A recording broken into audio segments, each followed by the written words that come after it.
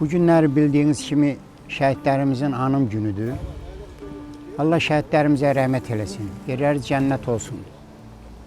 Çünkü şehitlerimizin hesabına şükür ölkemiz suverenliği bərpa olunub, azad yaşayırıq. Bir daha Allah şehitlerimize rahmet eylesin. Yerler cennet olsun.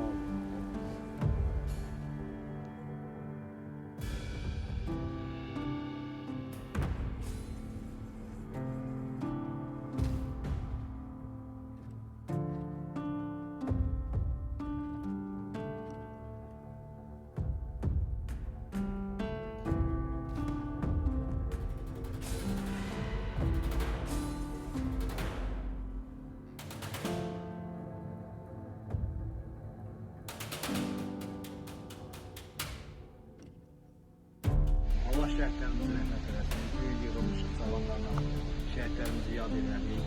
Ümumiyyətlə borcumuzdur şəhidləri yad eləmək. Biz özümüz durduqca, yaşadıqca şəhidlərimizin anım gününü davam etdirəcəm.